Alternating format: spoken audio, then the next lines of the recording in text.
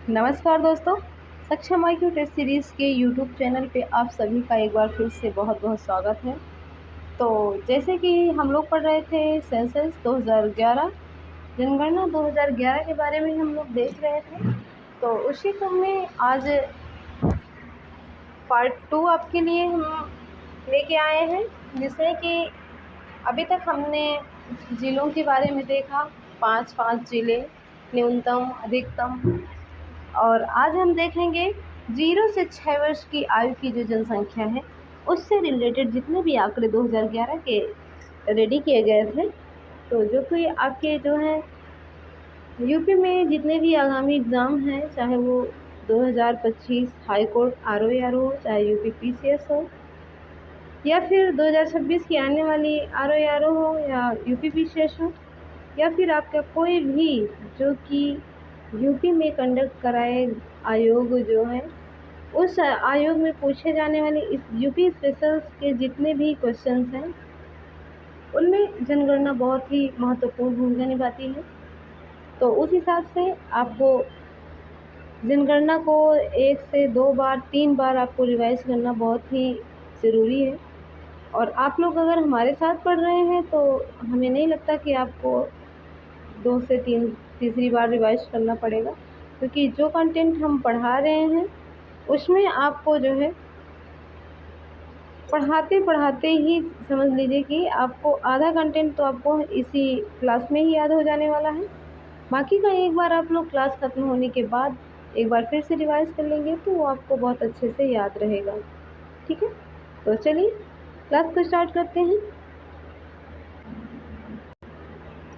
तो चैनल पे अगर पहली बार आप लोग क्लास को देख रहे हैं तो चैनल को सब्सक्राइब अवश्य करें, और चैनल पे जो क्लासेस पड़ी हुई हैं ऑलरेडी आपके लिए, आपके आगामी एग्ज़ाम के लिए बहुत ही यूज़फुल हैं, आप उन्हें भी देख सकते हैं। और अगर क्लास आपको पसंद आ रही हो तो क्लास को लाइक करना बिल्कुल ना भूलें। और कोई भी आपका क्वेश्चन हो या फिर कोई आपको जानकारी चाहिए आगामी एग्ज़ाम के बारे में या फिर किसी सिलेबस के बारे में, तो आप हमें कमेंट्स के माध्यम से हमसे पूछ सकते हैं और आपको जवाब मिल जाएगा। ठीक है, तो चलिए बिना देरी किए हम लोग आगे के कंटेंट को पढ़ते हैं, जो कि हमने इसके पहले का पार्ट 1 जो आपने और हमने साथ में ही पढ़ लिया था। तो आज फिर से इसके आगे नेक्स्ट हम देखेंगे 0 से 6 वर्ष की आयु की जनसंख्या के बारे में, कि 0 से 6 वर्ष की जनसंख्या के क्या आंकड़े थे। तो चलिए देख लेते हैं। उत्तर प्रदेश में जो है 0 से 6 वर्ष की जो जनसंख्या है, उसके देखिए आपको ये आंकड़ा तो नहीं देना पड़ेगा, ना ही याद करना पड़ेगा, आपके लिए बहुत ही ज़रूरी नहीं है। लेकिन हाँ, जो इसमें कुल जनसंख्या का प्रतिशत है उसको आपको पढ़ना ज़रूरी है। तो उत्तर प्रदेश में 0 से 6 वर्ष की आयु की जो जनसंख्या है, उसका जो प्रदेश में कुल जनसंख्या का प्रतिशत है वो कितना है, ये आपको हो जाएगा 15.4% है, जो कि 0 से 6 वर्ष के बच्चों का आंकड़ा है। और इसमें ये बच्चे कितनी भूमिका निभाते हैं, तो इनकी भूमिका है 15.4%। कुल जनसंख्या से ये 15.4% बच्चे हैं। ठीक है,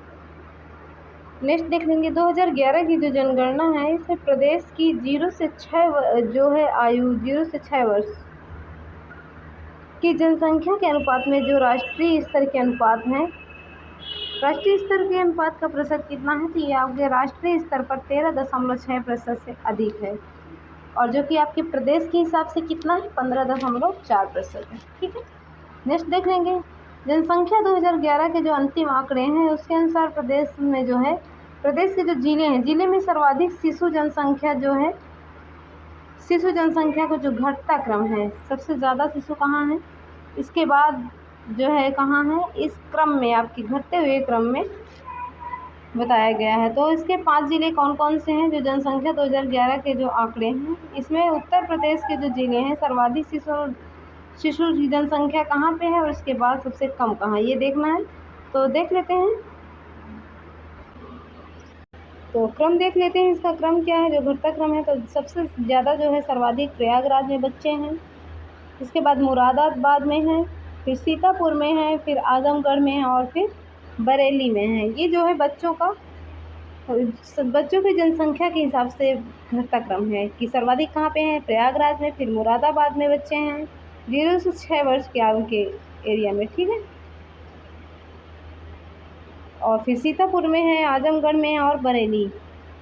नेक्स्ट देख लेंगे 2011 की जो जनगणना है, इसके हिसाब से अंतिम आंकड़े जो थे वो उत्तर प्रदेश के जिलों में जो न्यूनतम जनगणना है, जनसंख्या है, न्यूनतम जनसंख्या का जो बढ़ता क्रम है, बढ़ते हुए क्रम। अभी आपने क्या देखा है, घटते हुए क्रम में, और अब क्या देखेंगे, बढ़ते क्रम में। मतलब सबसे कम कहाँ पे है, इसके बाद बढ़ता है। ये महोबा में सबसे कम बच्चे हैं, इसके बाद हमीरपुर में है, फिर चित्रकूट में है, फिर बागपत में है और फिर औरैया में है। तो ये बढ़ता क्रम है आपका। सर्वाधिक कहाँ पे है, औरैया इसमें बताया गया, और सबसे कम कहाँ पे है, महोबा में है, फिर हमीरपुर में है, फिर उससे थोड़ा अधिक चित्रकूट में, फिर चित्रकूट से अधिक बागपत में और बागपत से अधिक औरैया में है। तो 2011 की जो जनसंख्या जनगणना है, तो उसमें आपने देखा सबसे जो है सबसे ज़्यादा कहाँ पे हैं। इसके बाद फिर शिशु लिंगानुपात में जो न्यूनतम शिशु जनसंख्या का अनुपात है, वो आपने देखा है कि ये जो है सबसे कम कहाँ पे है। तो ये कहाँ पे है, न्यूनतम कहाँ पे है, सबसे कम महोबा में है, फिर इससे थोड़ा अधिक हमीरपुर, फिर चित्रकूट, फिर बागपत और फिर औरैया में। देखिए आपने हमसे अभी कितना पढ़ा है, जितना भी कंटेंट अभी पढ़ा है आपने, तो आई होप कि आपको ये कंटेंट यही क्लास में ही याद हो गया होगा, ठीक है। और आप लोग जैसे हम 102 बार रिवाइज़ करते हैं, रिपीट कर देते हैं, तो आप लोग भी हमारे साथ रिपीट किया करिए, तो जिससे ये आपको अच्छे से याद हो जाएगा, ठीक है। चलिए देख लेते हैं अब दशकीय वृद्धि दर। जो 2011 के जो आंकड़े थे, उसमें जो उत्तर प्रदेश की जनसंख्या की जो दशकीय वृद्धि दर है, 2001 से 2011 के बीच की जो दशकीय वृद्धि दर है, वो कितने प्रतिशत है और कितनी रही है। तो देख लेते हैं 2001 से 2011 में जो वृद्धि हुई है, तो वृद्धि दर कितनी है, 20.2% वृद्धि हुई है इसकी।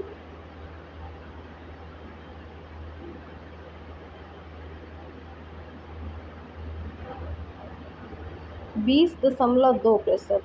तथा वार्षिक वृद्धि जो हुई है, जो वार्षिक वृद्धि दर हुई है, तो वो वार्षिक कितनी हुई है, वो 1.85% हुई है, जो वार्षिक वृद्धि दर हुई है।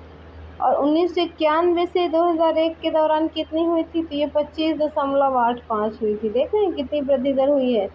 1991 से 2001 के बीच सबसे ज़्यादा हुई थी, कितनी हुई थी, ये हुई थी आपकी 25.85% हुई थी। और 2001 से 11 के बीच कितनी हुई है, ये हुई थी आपकी 20.2%। और वार्षिक के हिसाब से देख लेंगे तो वार्षिक के हिसाब से 1.85 हुई है, ठीक है।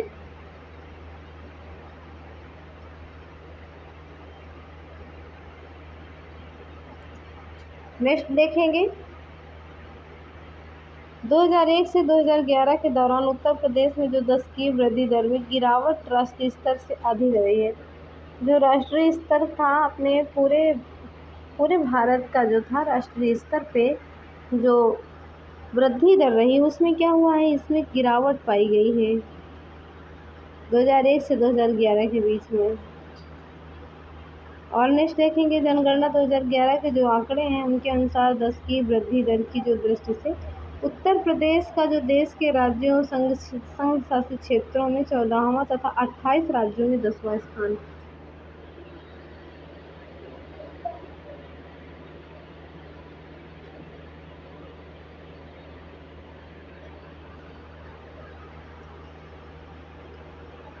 जो प्रदेश में है,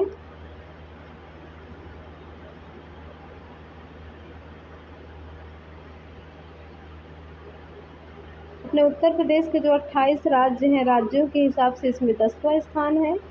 और संघ शासित क्षेत्र और राज्यों को सब मिला के इसमें कौन सा स्थान हो जाएगा, 14वां स्थान आप मिला है, ठीक है। 2011 की जनगणना में वृद्धि दर के हिसाब से दशकीय वृद्धि दर हुई है, इसमें है। नेक्स्ट देख लेंगे जो 2011 के आंकड़े के अनुसार 2001 से 2011 के दौरान उत्तर प्रदेश के जो सर्वाधिक जो है दशकीय वृद्धि दर वाले ज़िले हैं, उनमें घटता क्रम बताना है। सबसे कम जहाँ पे 10 की वृद्धि दर हुई है उसका क्रम बताना है। तो सबसे कम सर्वाधिक वृद्धि दर कहाँ पे जो है, सर्वाधिक 10 की वृद्धि दर वाले जो जिले हैं उनके घटते क्रम सबसे ज़्यादा कहाँ पे, इसके बाद घटता हुआ क्रम है ये। सर्वाधिक वृद्धि दर हुई है, देखिए गौतम बुद्ध नगर में हुई है 49.1% हुई है, सबसे ज़्यादा हुआ है यहाँ पे वृद्धि दर। इसके बाद गाज़ियाबाद में हुआ है 41.3%। और इसके बाद कहाँ पे हुआ है, श्रावस्ती में हुआ है। श्रावस्ती में कितना हुआ है, श्रावस्ती में हुआ है 30.5% हुआ है। बहराइच में हुआ है 29.3%। सबसे कम वृद्धि दर हुई है बलरामपुर में, जो कि हुई है 27.7% हुई है। ठीक है,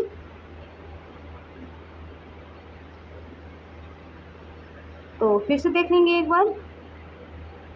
गौतम बुद्ध नगर में हुआ है 49.1% वृद्धि दर हुई है, 10 की वृद्धि दर सर्वाधिक हुई है यहाँ पे। गाज़ियाबाद में हुई है 41.3%, उससे कम हुई है।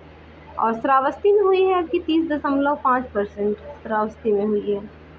और इसके बाद हुई बहराइच में हुई है 29.3%। और सबसे कम कहाँ पे हुई है, सबसे कम हुई है आपके बलरामपुर में हुई है। बलरामपुर में कितनी हुई है, ये हुई है आपकी 27.7% हुई है। बलरामपुर में हुई है 27.7% हुई है, सबसे कम बलरामपुर में। नेक्स्ट देख लेंगे, जनगणना 2011 के जो आंकड़े हैं उनके अनुसार 2001 से और 2011 के दौरान जो उत्तर प्रदेश में न्यूनतम 10 की वृद्धि दर वाले, तो न्यूनतम 10 की वृद्धि दर कहाँ है, उसमें बढ़ता क्रम बताना है। ठीक है, जो सबसे कम कहाँ पे वृद्धि दर हुई है, सबसे कम आपकी हुई है कानपुर नगर में। कानपुर नगर में हुआ है 9.9%, सबसे कम हुआ है यहाँ पे कानपुर नगर में। इसके बाद हमीरपुर में हुआ है 11.1%। इसके बाद हुआ है बागपत में 11.9%। देखिए हमीरपुर में 11.1% और बागपत में हुआ है 11.9%। फतेहपुर में हुआ है 14.1% और देवरिया में हुआ है 14.2%। तो न्यूनतम आंकड़ों के अनुसार सबसे कम कहाँ पे हुआ है, कानपुर में, और सर्वाधिक कहाँ पे हुआ है, देवरिया में हुआ है। सबसे कम कितना हुआ है 9.9% और सर्वाधिक देवरिया में जो हुआ है वो हुआ है 14.2% हुआ है।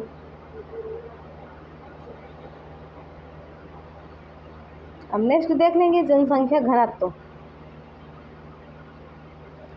जनसंख्या घनत्व के बारे में देखेंगे।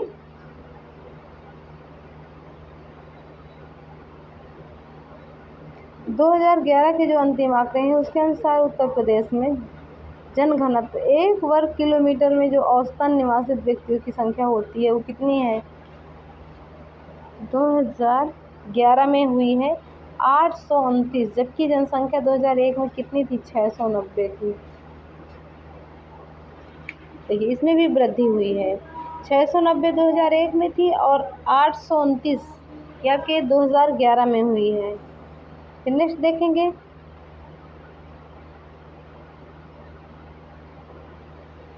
जो जनसंख्या घनत्व समग्र भारत के औसतन घनत्व है, समग्र भारत में 382 के दोगुने से भी अधिक वृद्धि हुई है। जो पूरे भारत की बात कर रहे हैं जहाँ पे औसतन घनत्व 382 के दोगुने से भी अधिक हुई है। तथा देश के जो 28 राज्य हैं इनके संदर्भ में कौन सा स्थान है, इनके संदर्भ में आपके चौथा स्थान है। 28 राज्यों में इनका स्थान चौथा है और राज्यों और केंद्र शासित प्रदेशों को मिला के इन सब में स्थान क्या है, ये 9वां स्थान है। तो जनघनत्व जो है, जनघनत्व देखिए अपने प्रदेश में, अपने जो उत्तर प्रदेश के जो 28 राज्य हैं, उत्तर प्रदेश में उत्तर प्रदेश, मध्य प्रदेश, जितने भी मतलब भारत के 28 राज्य हैं उसके हिसाब से अगर देखा जाए, राज्यों के हिसाब से, मतलब मेरे कहने का मतलब है कि राज्यों के हिसाब से देखा जाए जिसमें कि यूटी आपके नहीं जोड़े जाते हैं, तो उसमें स्थान कौन सा हो जाएगा, जनघनत्व में चौथा स्थान हो जाएगा। उत्तर प्रदेश का, ठीक है। और अगर संघ शासित क्षेत्रों और राज्यों इन सभी को मिला लिया जाए तो फिर उस हिसाब से 9वां स्थान है उत्तर प्रदेश का जनघनत्व में। चलिए नेक्स्ट देख लेंगे। समझ में आ रहा है नहीं? अगर ना आपको समझ में आ रहा हो, अगर कोई आपको दिक्कत है या किसी चीज़ को समझने में प्रॉब्लम हो रही है तो आप हमें बताएंगे कि हाँ हम ऐसे हमको दिक्कत हो रही है, तो हम उससे दूसरा आपको आइडिया देंगे कि हाँ आप इस तरीके से याद करिए, ठीक। चलिए नेक्स्ट देख लेंगे। जनगणना 2011 के जो आंकड़े हैं उनके अनुसार उत्तर प्रदेश के अधिकतम जनघनत्व वाले जिले देखें, इसमें अब क्या है, घटते क्रम में है। सबसे ज़्यादा कहाँ पे, इसके बाद कहाँ पे, घटता क्रम इसके बाद आता जाएगा। तो सबसे ज़्यादा जो घटता क्रम इसका क्या हो जाएगा, सबसे ज़्यादा है गाज़ियाबाद।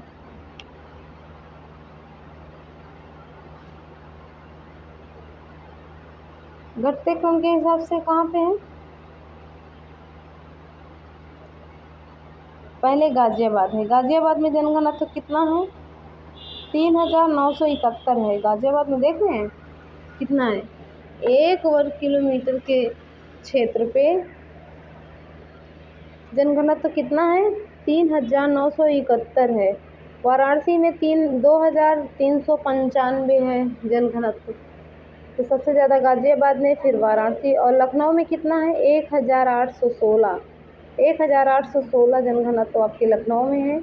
और संत रविदास नगर भदोही में कितना है, 1555। 1555 जो है संत रविदास नगर, जिसका नाम अब भदोही हो गया है। और कानपुर नगर में कितना है, 1452। कानपुर नगर का देख रहे हैं 1452 है कानपुर नगर में।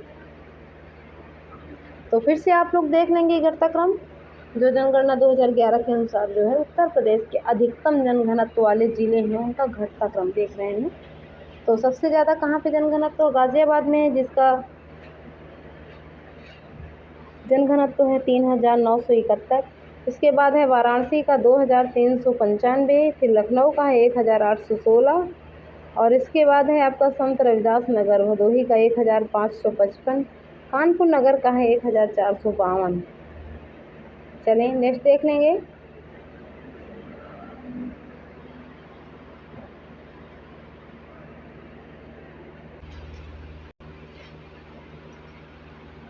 देखिए और देख लेंगे कि 2011 के जनगणना के अनुसार उत्तर प्रदेश के जो न्यूनतम जनघनत्व वाले ज़िले हैं उनका जो है बढ़ते क्रम में देख लेंगे। तो सबसे कम कहाँ पे था, सबसे कम जो है न्यूनतम जनघनत्व सबसे कम हो जाएगा आपके ललितपुर में। ललितपुर में है 242 लोग।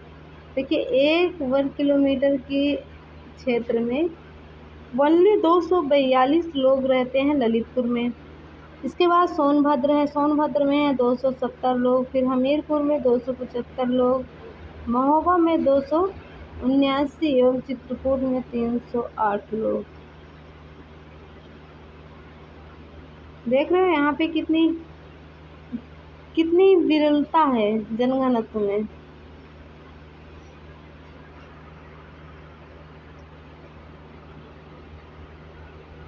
ललितपुर में कितनी है, 242, सोनभद्र में है 270, हमीरपुर में 275, महोबा में 279 और चित्रकूट में है 309।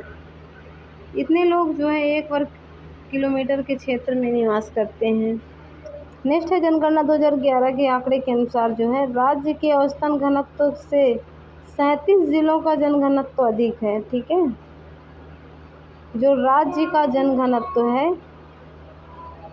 राज्य का जनघनत्व जो है उससे 37 जिलों का जनघनत्व अधिक है। राज्य का कितना अभी आपने देखा था, 829 देखा था। राज्य का कितना है, 829 था ना।